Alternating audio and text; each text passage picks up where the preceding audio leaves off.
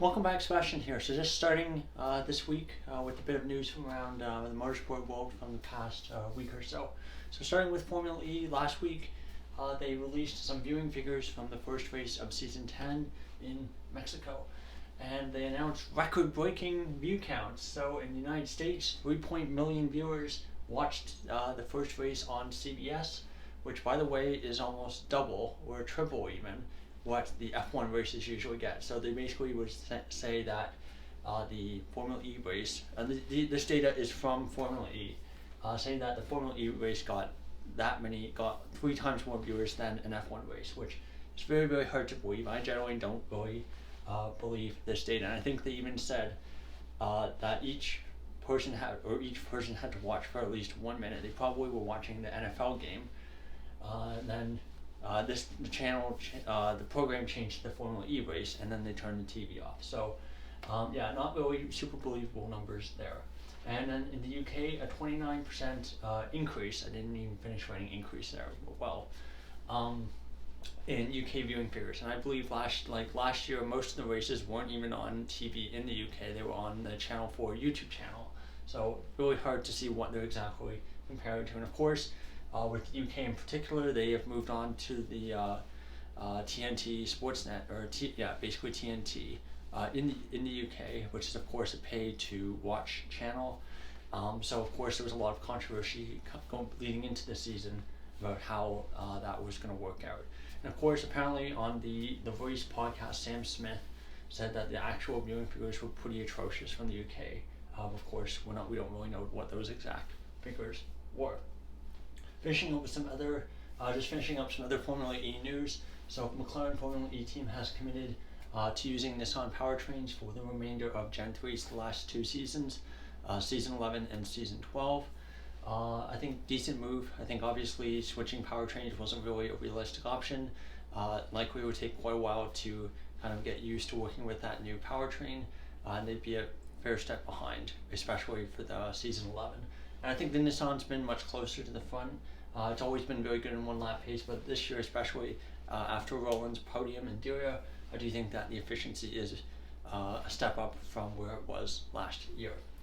Lastly, the race came out with an article, I think this morning, talking about Antonio Felix da Costa and how he's at a new low in his Formula E career. Really talking about how he's really kind of at a loss for why he's been so far off the pace. And really, when you start looking at the data, the qualifying has really been the problem.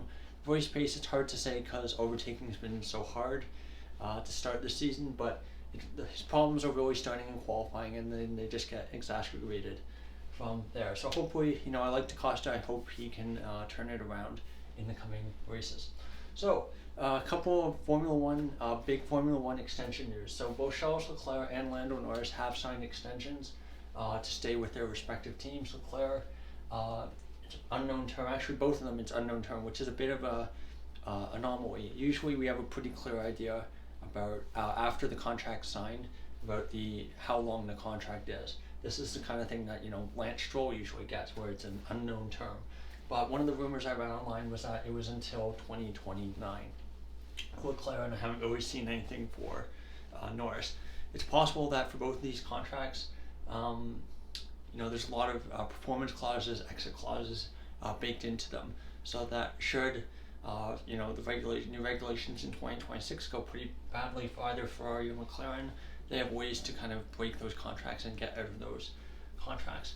But I think overall, the other thing I know with Norris is that there was a lot of controversy, or not really controversy, but criticism of Norris's comments saying that about possibly going to Red Bull in 2025, and about how talking about how it was Verstappen's team, and it was going to take a while to settle into that new environment. I do kind of agree with what he's saying. We generally have seen in many cases where a driver goes to a new team, that first year is usually they're usually a step behind where they are the next year. There's a lot of examples I could use. Perez definitely improved 2022, 2023 compared to 2021. Daniel Ricciardo was much better at Renault, I feel, in 2020 than he was in 2019. I don't know, there's multitude of options you can give. I know George Russell this past year was definitely not an example of improving your second year at a new team. But generally, the general thought is that second year at a new team should be better than your first year. But I do understand why he would stay. I do think that with the field being as close as it is, and the fact that it's been getting closer and closer every year, I do think that if he wants to have any chance of a championship, I do think, not necessarily wins and podiums, because I do think he would have a better chance at Red Bull, but I do think if he wants a championship, I do think that for both of them, their best bets are to stay at their respective team and try to build the team around them. So, next, moving on to Red Bull and Racing Bull news. So, apparently the team is saying that the RB in the new team name, the Visa Cash App RB, is apparently doesn't stand for Racing Bulls. That's something that came out this week, and they're internally calling the team VCARB, which is a very attractive acronym right there. So, despite the fact that even if you go on their website, you go on their Wikipedia page, there's still Racing Bulls SPA, which I think is the company suffix in Italy. So I'll probably be calling them Racing Bulls this year, but we'll see what it is. I really feel like they're trying to brand themselves as basically being Red Bull without having exactly the same name, so that when they use all their customer parts, it's basically the same as Red Bull having 4 cars instead of 2. But we'll see how it goes. They've actually added a bunch of new staff this year. So Alan Perrine, who was formerly at Alpine, I believe he was kind of shuffled out when they had the restructuring in August last year. He will be the new racing director. Tim Gloss will be the new chief technical officer. That's a new position that's been brought in, and he's starting in October. And he was the technical director of the FIA, so a pretty big position at the FIA.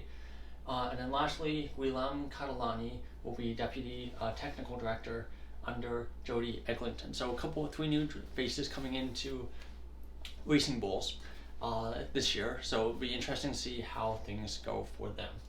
Now, last 2 pieces of news, kind of just general F1 news. Drive to Survive Season 6 will be released on February 23rd. So that's a full week before the new season starts. So I think that's the right call to have it released before the season. Now that I have this channel, I'll probably give it a watch and see how it goes. Don't really have super high expectations for it.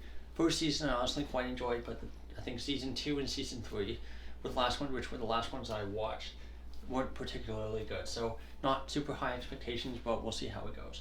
And lastly, from the race, maybe a new street circuit on the in the cards in the coming years. So apparently Osaka is eyeing a F1 street circuit, and apparently they wanted to have it kind of be kind of together with kind of the infrastructure that they're building for the World Expo 2025, or at least in some kind of conjunction with that. So we'll see how that goes. I'm honestly would be really gutted if Suzuka lost its spot on the calendar. It's one of my favorite tracks to watch. I think in qualifying it's absolutely epic track. I know in the racing hasn't been fantastic. It's quite narrow recently, but still, it's a real legendary track from F1 history. I think it's one of the driver's absolute favorites. So it would be an absolute shame if we did lose it. So hopefully this is just kind of talking and less action, but we said the same about Madrid, and we ended up with the Madrid, and now we've ended up with the Madrid street circuit replacing Barcelona from 2026. So that's just some news from the past week. Of course, we have about a month until the F1 season starts. Pretty excited, and I'll have videos for F1 ramping up in the coming weeks, starting with the car launches, I think, which start this weekend. Thank you so much for watching, and goodbye.